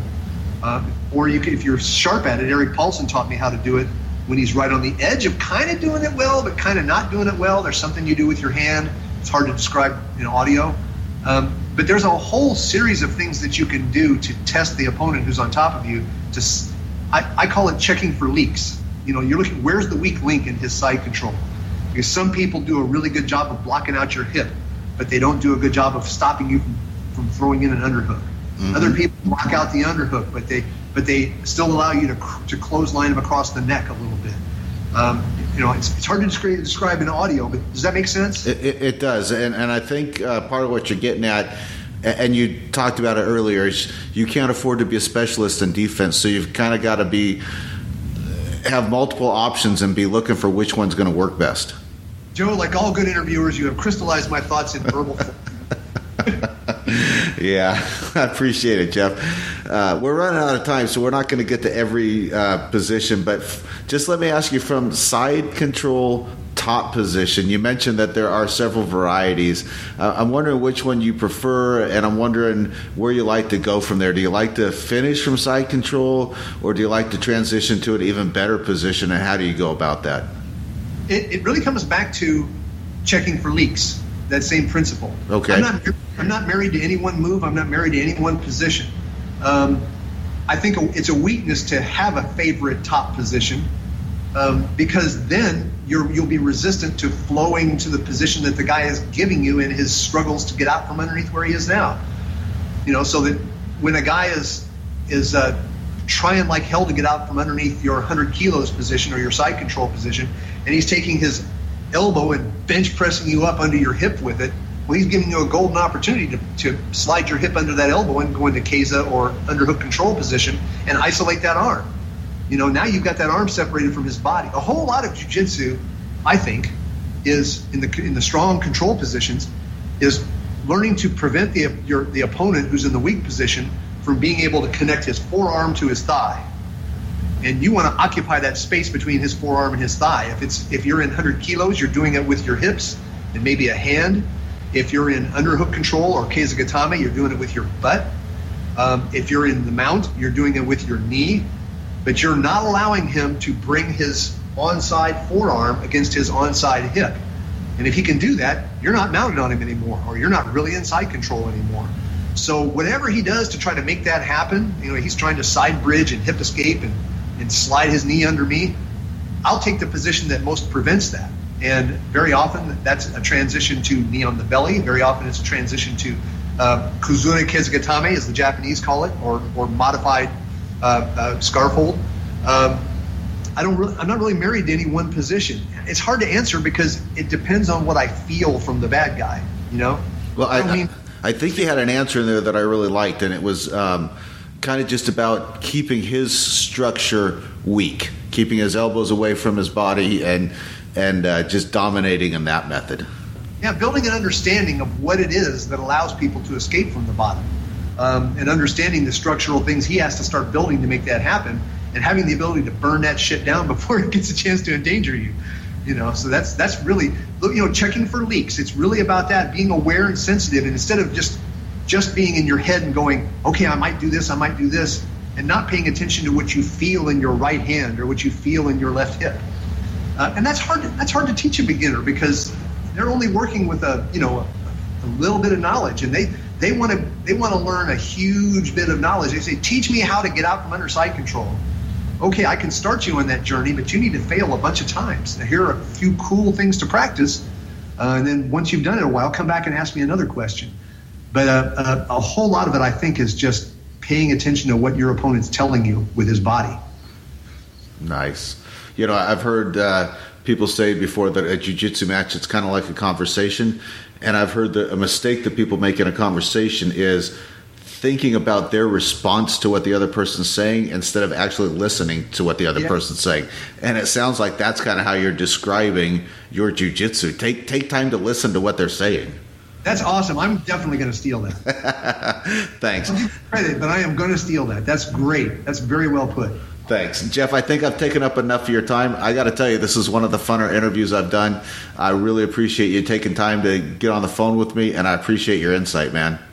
Oh, well, thank you for your courtesy and respectful approach and giving me a lot of fun stuff to talk about. I really enjoyed it. Okay. Anything you want to close with, or anybody you want to give a shout out to, or anything before we close out? Sure. I might say just a few things here. I have a podcast called The Martial Brain. Check that out. It's on iTunes. It's on Stitcher. You can go to my website, rpmartialarts.com. And check out all the episodes are on my website if you want to listen to them there. I'm beginning to write articles for something called Martial Journal. I just submitted my first article to them. It'll probably be posted in the next few days. And shout out to all the martial artists out there. Hope you guys keep training, and don't let getting old be an excuse. You just got to practice the principle of acceptance and learn what you still can do and what you still can't do, and help the young boys coming along learn what to do. Great. And thanks for listening. Great, Jeff. I appreciate it. And just on a side note, we discuss we discuss an article on each episode, and we just generally search the internet for them. If you feel like sending us one, or if you post one on another page and send us a link, we'd love to discuss it on our show. Cool. So shoot me a text or something when you get one posted, and we'll add it to the show. Yeah, the one I just wrote is entitled The Turd in the Martial Arts Punch Bowl. That's perfect for our podcast. Great. All right. Thanks, Jeff. Okay, I'd like to thank Jeff for being on the show. Took an hour out of his day to visit with me. Appreciate his wisdom. And if you haven't checked out his podcast, go to Martial Brain. You can find it on any of your podcast providers. And I really appreciate it. Thanks, Jeff. Yeah, thank you, Jeff, and it was great to hear from you. We also, this week we have this episode we have a tip of the month. We also have a question we like to answer. So please send us some questions. BjjBrick@gmail.com is a great way to send them. Just write question in the title or something like that. You can also send a question to our Facebook page in the Messenger is a great way to do that as well. This question is from a guy named Craig, assuming it's a guy. Craig says, I'm a white belt. I have boiled this down from a larger question. I'm a white belt, and I want to do some private lessons. He could take lessons from a purple belt, brown belt, and black belt. The price goes up as the belt increases. What would be the best person to take the private lessons from? And thanks for the question, Craig. Part of that right away depends on your finances. If you have unlimited resources, take... I guess it would be easy to say black belt, but really, immediately I'm thinking, who do you learn the best from? Have you met all these people? Does one of them teach better to your learning style? Yeah, that was my first thought. I'm assuming that Craig knows these three people specifically, and not like he just looked on Craigslist and found a purple and a brown and a black belt. And that was my first thought, is if you know these guys, and because as a white belt, a purple belt has plenty to teach you. You know, I mean, don't frown on a private lesson from a purple belt. They've got plenty to teach you. So if the price is right and the purple belt plays a game that really interests you, or maybe he's taught a few classes and you really like his teaching style, then go ahead and take it from that guy. You know, I think there's a lot of things we can't answer not knowing all the specifics, but I'm a purple belt and I would take private lessons from another purple belt if it was somebody that I learned from well and they had some things that really interested me. I would not hesitate to take private lessons from a purple belt, especially if the price was right. Joe, I'm with you on that. I think it's all about who I can learn best from, and I'm, assuming that he knows all three of these people, and the black belts probably has the most knowledge, been around a long time. But I'm one of those people who, I don't know, as you guys said, I'm a clown. I'm not the most smart guy in the world. So, I do have trouble learning stuff. I'm not that guy who picks everything up right away. And I know I've talked about this before on air here, but I'll never forget the one part where my game really exploded is I finally found somebody online that I really understood his teachings. And he was a purple belt. Matt Kirtley at the time was a purple belt. And, he was talking about half guard and, instead of just showing move, was talking about principles. And it was, man, it's like whatever he said just connected with me. I understood what he was talking about, and it changed my game night and day. And I remember at that point, I remember telling somebody about it, and they were like, man, that guy's just a purple belt, just a purple belt. There's no just a purple belt. Purple belts put in time. They're great. They know a lot, but I just remember how much that changed my game, because I really understood that person. And, it could be the black belt I can really understood, the brown belt, the purple belt. But I don't know. The way I learn, I would pick the person that I can just, his teaching style, his or her teaching style fits to me. And, let's go back to the him or her. And I did a seminar once. I attended a seminar. The only seminar I've ever attended by a lady instructor, and she was a brown belt at the time. And I'm telling you, I've probably done 30, 40 seminars, and that is either my second or third best seminar that I went to where I learned the most. And I remember I did hear some male chauvinists, I guess we'd call them, saying, man, I'm not going to go to a seminar or we'll say a private lesson from a female purple belt, brown belt, or black belt. But, I would say, do it in that situation. I know I'm going off the, not on the original question, but I think that's another part of this question too, that, somebody might ever think of. And I just think anybody with a knowledge can teach, but we're all learn it a different way and find out what works best for you.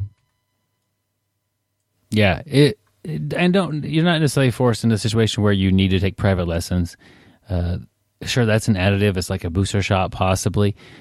But if you are like, oh, I have to do this as part of my learning, a lot of people never take private lessons. A lot of people, I know people who just take private lessons. They're super busy. They have awkward schedules, and the money's not an issue. They train with private lessons a lot. And that's, yeah. Yeah, Byron and Joe, have you guys taken private lessons? Like, do you do it regularly, or do you? I've taken a few, but I haven't taken any like where I go pay $100 to take it from a guy that just won Worlds or something. I've paid teammates and coaches a small fee to have a little private session with them. And to me, I have found enormous value in that. Probably, I would pay to have a private lesson with Andre Galvao or Rafael Lovato or something, to spend time with them. But I think I probably get as much out of paying a third of that money to my teammates or my coach and just spending some one-on-one time with them. Awesome answer, Joe. Yeah. I have, and typically private lessons for me are when somebody's in town doing a seminar. It can be a great opportunity to learn, and sometimes it's like seminar and private lesson. And sometimes if the seminar is not able to fit in my schedule, I'll try to get a private lesson. I don't do a lot of them, but I do think there's a lot of value in those. And yeah, I'm with you. I don't do a lot of them either, but I also think like, I'll pick your guys' brains, and I may not be paying for it, but I learn a lot, just talking to you guys. Byron, show me something. Joe, I don't see you, but we talk, and I pick up a lot of stuff there, and I almost consider it like a private lesson. And I've just talked to people, and really high level people, and even on this show that is, it feels like a private lesson. I just felt like I've gained a lot of knowledge from it. Yeah, Gary, not to be confused. Joe and I are not high-level people. Very good point. But that's another good point here for Craig. If this purple, brown, and black belt are trying to make a little bit of a living teaching private lessons, I'm not advocating trying to get information from them on the cheap. But every gym I've trained at, there's been a purple or a brown belt who just loves to share knowledge, and you don't have to pay for a private lesson with them. You go to a regular class, and then after class you say, this Kimura that coach was showing, I'm having a hard time finishing it. Do you have some thoughts? And man, they'll take 15, 20 minutes. And you do that 5-6 times a month, and you've got an hour's worth or more of good quality tutoring from somebody that's at a higher level than you. So again, I'm not trying to tell Craig to get some free lessons from people that are trying to make a living here, but it is another way to get one-on-one instruction without spending any money. That's what I like about jiu-jitsu so much is everybody is so, helpful. They will, like Joe said, if you ask somebody about their Kimura, they will help you. They will show you. And it's kind of crazy about this sport. Nobody, in today's age really hides anything. Everybody's, you go to a seminar, you can, get a private lesson, you can check out a DVD, or as Joe said, you can talk to your teammate or somebody you met at open mat. And just about everybody I've met, it will really, is friendly and will help you out. It's the best part about jiu-jitsu, Gary.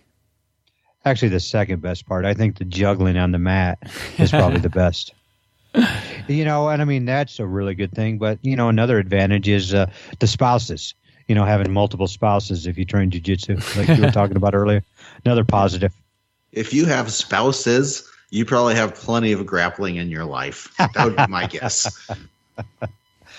Good one, Joe. Oh, man. Okay. I guess that's right, Joe. Joe doesn't just have chokes. He's got jokes to go with it. So can't beat that. Gary talks about one of the best things about jiu-jitsu is the people. We'd like to train with you. Gary and I are located in Wichita, Kansas. If you're in the area, whether you live here, you're traveling through, if you want to train with us, hit us up, BjjBrick@gmail.com, or message us on the Facebook page. Joe, where are they going to find you, my friend? Yep, you can get a hold of me through the Facebook page or the BjjBrick.com as well. I'm south of Houston. If you're traveling through or if you live in the area, let me know, and we'll get some mat time in. Outstanding. I want to give a quick shout out to some of our continued Patreon supporters. Thank you so much, Paul, Adam, and Trip. You guys are supporting the podcast a little bit every episode. That means a ton to us. If you are interested in supporting the podcast, go to the Patreon link in the show notes or on the website, BjjBrick.com. And if you support us, we'll send you out a 5-inch BjjBrick gi patch, a BjjBrick sticker. You can stick to almost anything that you want. And if you do want to join our private Facebook group, that's an option for you there as well. It's a closed group, super secret. Even Gary barely knows about it. But we I'm not actually invited. I'm not in the group. You're not in it, Gary? That's why the group's so popular. I'm going to make sure Gary's in the group, and that way you'll be able to give him a hard time. That's probably the best part about the group, is to trash talk Gary. So, Gary, get that coming at you now. Sweet. I can't wait. So, Gary's one of the guys, he definitely can dish it out, and he can take it with a smile. So, That's important. If you're willing to joke on people and have a hard time, you have to be able to take it back. And Gary takes it back with a receipt. And speaking of Facebook, even if you're not a Patreon supporter, you can still find us on Facebook. Check out our other social media. We've got a YouTube channel. Byron's got a lot of good content on there. We've got a BjjBrick app. It's an easy way to get every episode the day that it comes out. And Byron's even made a post or two on Instagram recently. So, yeah, check us out on social media. Give us a like and drop a comment. Yep, and don't forget about our MySpace page. I actually run that one. Yeah, Gary manages that for us. Yeah, Gary's king of the MySpace. We could do that, Gary. Gary, you could do that. If it's still around, that'd be great if you'd run the MySpace page. Definitely. I'm all over that. Get Gary out on Tinder. Don't forget to swipe right. Hey, Gary's on Tinder. Joe's on Grindr. I don't know what Grindr is, but Byron does. You might find me on Don't Google Grindr, Joe. It's let's just say, even if you were single, you wouldn't be happy with what you were looking for. You would find what you were looking for on that site. I'll leave that one alone. Yeah. Another option, my friends, if you're out there looking for a dating website, is farmersonly.com. They don't sponsor the show, but if you're a farmer and you're lonely, check it out. Isn't there There's no need to be only. There's no need to be lonely. Farmers only. Isn't there a BJJ dating site too? I don't know. Thought I saw one sometime.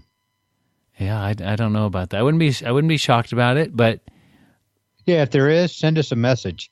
Let us know about it. Yeah. And, so here's a good story. Here's a good story, guys. Here we go. Speaking of BJJ dating, recently we talked about I had some siding done on my house, and one of my teammates did it. And Javier is he's a blue belt in jiu-jitsu, but he's got a considerable athletic career behind him, including MMA career. And his brother is also a Brazilian jiu-jitsu practitioner, and his other brother's just a badass. And these guys, they're all in their 40s, old guys, but tough as nails, man. And recently one of their nieces started coming to train with us, and a young guy that I know, he's Army buddies with my son, started dating this girl.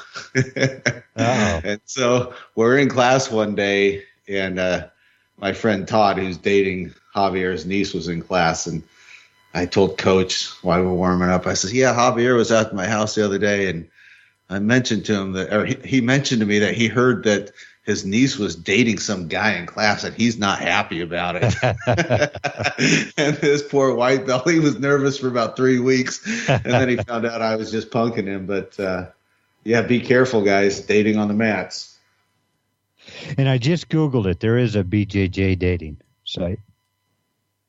Are you all over it? Have you started your profile? Well, I tried to search, but you have to have a profile first. Oh, Carrie. Probably leave that one alone, my friends. Well, hey, after our podcast today, I realized I only have one spouse, so I don't think this is working for me. I mean, you said we had to have spouses. Yeah, a slip of the tongue, or a near slip of the tongue, and get us all in trouble. So, guys, we had a great time this episode. Check us out next week, or even less. It'll be next week, but it'll be less than a week away. We have an interview with Katie Elliott.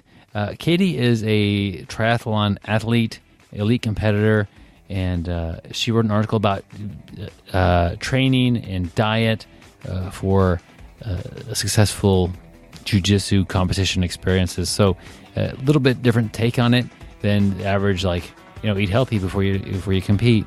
I read the article. I'm like, man, it would be great to get Katie on the show, and she was definitely willing. She has her own blog. We'll put links to that when it comes out. But a lot of great information from Katie, and those people who are doing the triathlons, they have to watch their nutrition, very well, and they have to be ready the day of nutrition is very important. And if you mess that up, if you mess up your nutrition in jiu-jitsu, you might be able to pull off a sweet triangle and it'll work. But what you don't want to do is mess up your nutrition for a triathlon. You won't perform well.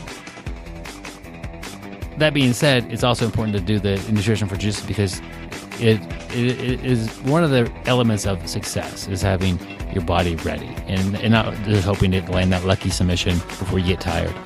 And we do touch on a lot of cool things and topics and ideas that we have never discussed before on the show. So I'm looking forward to bringing you guys Katie next week. But until then, every day, I want you to stay sweaty, my friends. And don't forget to shower. Every day, train hard, train smart, and get better, and we'll see you on the mats, guys. Thank you for listening. I hope you find the time today to roll.